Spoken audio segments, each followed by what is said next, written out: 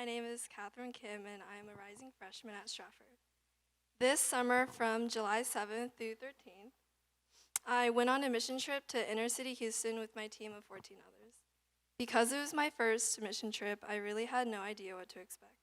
I think God called me to sign up for the trip at the junior high lock-in when we were at Tent City talking to the homeless. Tent City is an area under the highway with a bunch of tents set up where the homeless live. God showed me how I could serve him in ways I wasn't necessarily comfortable with. I was really doubtful that this trip would be as amazing as others have described missions to be, because I thought I wasn't faithful enough to share the gospel, and I didn't think I'd get along with my team. Turns out that team chemistry was the last thing I had to worry about. God answered my prayers and truly blessed me with an amazing group of people.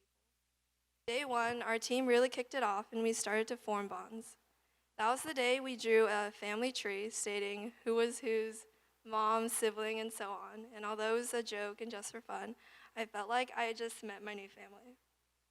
The long van rides together helped us grow even closer, whether we were loudly singing, trying to solve impossible riddles, or coming across new inside jokes.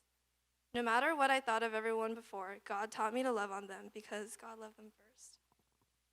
Throughout the week, we did a lot of homeless and children's ministry. Going into this, I thought we would be changing lives and turning people into Christians one by one through the gospel, but that isn't what happened. I feel like being at Tent City or at the kids' apartment complexes exposed my sins more than ever, and I got really angry with myself. Looking back, I realized I was serving out of duty and not out of love. Sometimes I didn't want to do certain things because I was bored or because I was tired. It was my selfish heart that got in the way, but I feel like I had to come to know what my deepest desires were that pulled me away from God in order to build a stronger relationship with him. I've always wanted to be accepted and loved by others, but now I know that I am through Christ. Christ is enough, and I think that has strengthened my faith. On Wednesday, we were able to help out at YWAM Street Church, which is a weekly church service they run for the homeless on the streets. I helped out at the meal lines, writing people's names on their drink cups. Sometimes I had trouble getting their names, and some of them would get mad at me for not getting it the first time. But surprisingly, that didn't bring me down. I still had love for those people, and I think the Holy Spirit was taking over. During the service, one of the speakers mentioned a lady named Stephanie and how God was able to turn her whole life around. She immediately started crying, and I knew I had to go talk to her later. So after the service, Maddie and I went to say hi.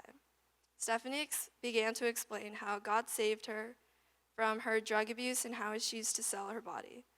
Then she gave us advice telling us to hold on to God and to not do what she did. We ended the conversation in a big hug, and I was in awe at how transformative God was in her life through YWAM.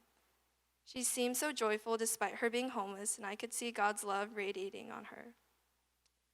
On Friday, we visited Planned Parenthood, which is the second largest abortion clinic in the world next to China. David touched on this 2 weeks ago, but basically one of the YWAM leaders stated that Planned Parenthood is known to lie to women to push them into getting an abortion.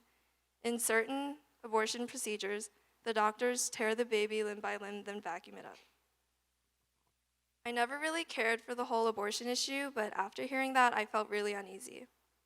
As we spread out outside the building and prayed, I think God really showed me his heart in pain, which broke my heart. A number of us were crying, and I remember me, Helen, and Maddie huddling together sobbing. We continued the conversation when we arrived at base camp, and there wasn't a dry eye. Learning the sad truth about abortion obviously broke our hearts, but now we can pray for it and give it to God. This mission trip, we saw a lot of brokenness, whether it be human trafficking, abortion, or broken people. But God also showed me I am just as sinful and I need him. And despite all that, he still loves me, which is sometimes hard to understand.